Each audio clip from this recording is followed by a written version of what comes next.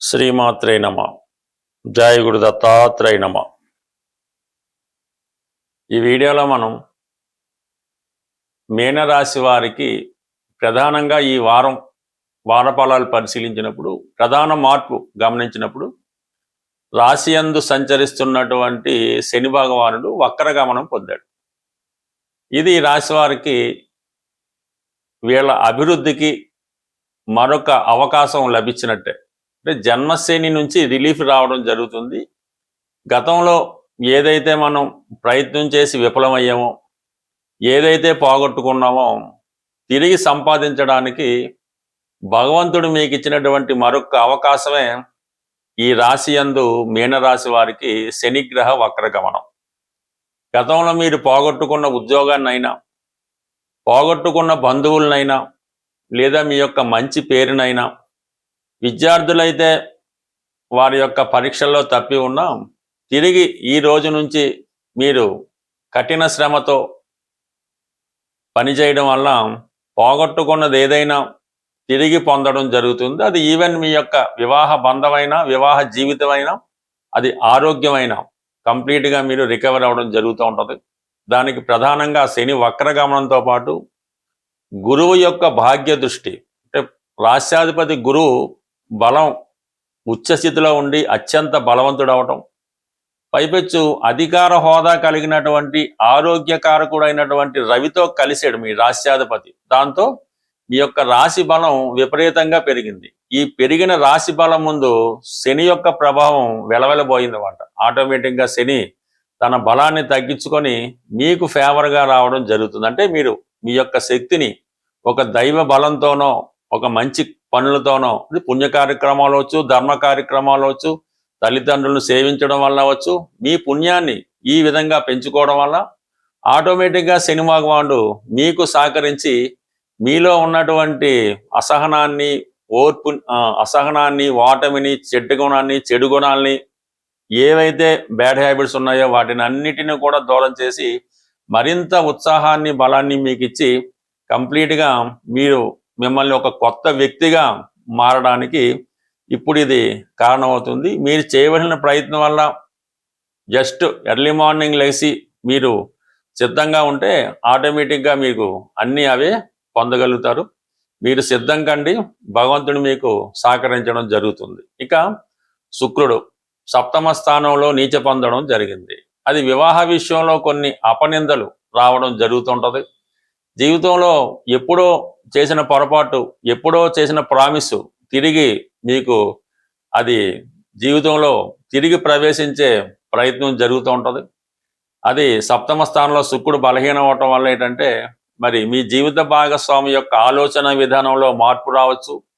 అంటే మీరు మీ యొక్క జీవిత భాగస్వామిని ఊహించుకునేలో మార్పు రావడం, కానీ మొత్తం మీద ఏదైనా మీకు ఒక స్త్రీ మీ జీవితంలో ప్రవేశించాలనే ప్రయత్నం జరుగుతూ ఉంటుంది. అంటే అది ఒక ఇండీసెంట్ బిహేవియర్ కలిగిన, అది మగవాళ్ళైతే స్త్రీ అవ్వచ్చు, అదే ఆడవాళ్ళైతే మగవాళ్ళు అవ్వచ్చు. అంటే మోసంతో కూడుకున్నటువంటి వ్యక్తి మీ జీవితంలో ప్రవేశించాలనే ప్రయత్నం జరుగుతూ ఉంటుంది. అయితే ఇప్పుడు ఉన్నటువంటి ఈ స్థితి, అంటే ఏదైతే మనం ఇందా చెప్పుకున్నామో, ఈ గురువు, ఈ మీ యొక్క దైవ బలం, సంకల్పం, మంచి కార్యక్రమాలు అవి బలంగా మీరు పెంచుకుంటే ఎవరైతే మీ జీవితంలో ప్రవేశించాలనుకున్నారో వాళ్ళు ఆటోమేటిక్గా దూరమై పక్క తప్పుకోవడం జరుగుతూ ఉంటుంది. లేదు మీరు ఇంకా అదే బలహీనతలో ఉంటే ఆటోమేటిక్గా మరొక కొత్త సమస్య మీ జీవితంలో ప్రవేశించడానికి కారణమవుతుంది. బట్ ఏదైనా ఇది జరిగే అవకాశం లేదు. ఖచ్చితంగా మనోనిబ్బరంతో మీరు మీ మంచి కార్యక్రమాలని, మంచితనం వైపు, దైవం వైపు అడుగులు వేయండి. అన్ని సమస్యలు అవి వెనక్కి తగ్గి మీరు ముందుకెళ్ళడానికి ఈ శని భగవానుడి వక్రగమనం మీ జీవితం బాగుపరచుకోవడానికి భగవంతుడిచ్చిన మరొక వరంగా భావించి ఈ రోజు నుంచే మీ ప్రయత్నాలు ప్రారంభించండి. అతి తొందరలోనే మీ ప్రతి సమస్యకి పరిష్కారం దొరుకుతుంది. గురు పౌర్ణమి సందర్భంగా మన పరిహారాల్లో మనం ప్రతి వారం చెప్తున్నట్టుగానే ఈ వారం మీకు గురుగ్రహ అనుగ్రహం కోసం, అంటే గురువు యొక్క అనుగ్రహం ఉంటే, అంటే మన జాతకంలో గురువు బలంగా ఉంటే సంతానం మంచి అభివృద్ధిలోకి రావడం, సత్సంతానం కలగడం, ధన విషయంలో ఎప్పుడూ కూడా లోటు లేకుండా ధనయోగం పొందడం, అలాగే మంచి జ్ఞానం, దైవభక్తి, సంస్కారం ఇవన్నీ కూడా మనకి గురువు యొక్క బలాన్ని బట్టే రావడం జరుగుతూ ఉంటుంది.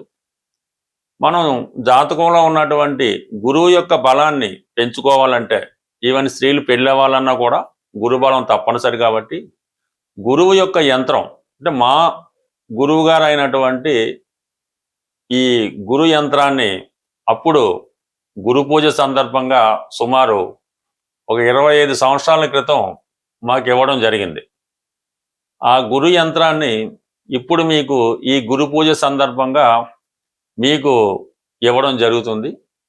మీరు ఈ గురువు యొక్క యంత్రాన్ని స్వయంగా పసుపు రంగు పేపర్ మీద, అంటే ఎల్లో కలర్ పేపర్ తీసుకున్నా పర్వాలేదు, లేదంటే వైట్ పేపర్ మీద శుభ్రంగా పసుపు రాసి ఆ పసుపు రంగా తయారు చేసి దాని మీద ఎరుపు రంగు సిరాతో, లేదంటే మీకు రాయడానికి వీలైతే ఎరుపు రంగు సింధూరంతో కానీ దాంతో కానీ ఈ 9 గడులు యంత్రాన్ని తయారు చేసి అందులో ఈ యంత్రంలో చూపిన విధంగా అంకెలు వేయవలసి ఉంటుంది.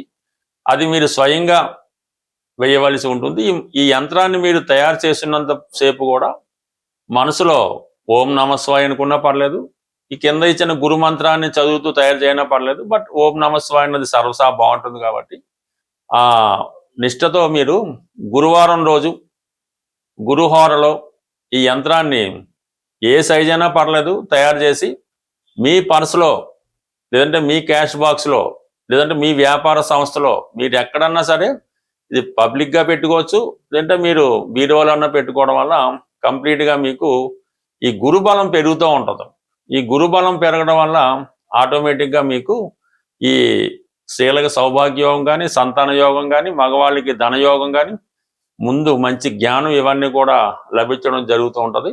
సో ఇది ఈ యంత్రానికి మీరు ఏదైనా ఈ బెల్లం కానీ, అరటిపండు కానీ, అంటే నైవేద్యం పెట్టక్కర్లేదు, అక్కడ పెట్టి దాన్ని ఆవుకు పెట్టవలసి ఉంటుంది. శనగలు కానీ అంటే ఈ యంత్రానికి సమర్పించినట్టు సమర్పించి ఆవుకు పెట్టాలన్నమాట. ఆ విధంగా పెట్టడం వల్ల మీకు ఒకేసారి ఎవరికి కూడా ఫలితం ఇవ్వదు.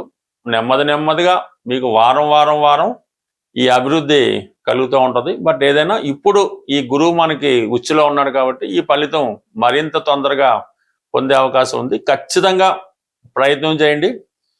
మీరు ఫలితం మీరే చూసి ఆశ్చర్యపోతారు. మనం ప్రతి సంవత్సరం మా సంస్థ జ్యోతిష విజ్ఞాన కేంద్రం తెలంగాణ, హైదరాబాద్ వారి ఆధ్వర్యంలో ఈ గురు పూజ అన్నది నిర్వహించడం జరుగుతూ ఉంటుంది.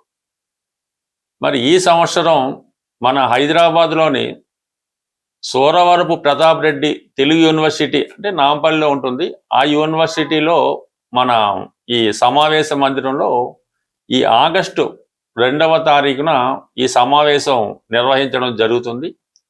ఇది సుమారుగా ఉదయం 10 గంటల నుంచి సాయంకాలం 5 గంటల వరకు జరుగుతుంది. ఇందులో మీకు ప్రముఖ వ్యక్తులు ఆహ్వాన పత్రికలో చూపించినట్టు వాళ్ళు వారి జీవితంలో కనిపెట్టినటువంటివి, పరిశోధించినటువంటి ముఖ్యమైన విషయాలు ప్రసంగ రూపంలో, అంటే ఒక విద్యార్థికి గురువు చెప్పిన విధంగా వాళ్ళు మీకు కొన్ని రహస్యాలు చెప్పడం జరుగుతుంది. చివరిగా మేము ఎంచుకున్నటువంటి ఈ సంవత్సరం గురువు గారికి సత్కరించడం కూడా జరుగుతుంటుంది. మరి ఎవరైతే ప్రతినిత్యం మా ఈ సమావేశాలకు హాజరవుతుంటారో వాళ్ళు ఎక్కడున్నా సరే తప్పకుండా ఈ సమావేశానికి ఆగస్టు 2వ తారీఖున తప్పకుండా ఇచ్చేసి ఈ గురువుని యొక్క వాళ్ళు ఇచ్చినటువంటి ప్రసంగాలను ఆస్వాదించి ఈ సభని విజయవంతం చేస్తారని ఆశిస్తూ స్వస్తి.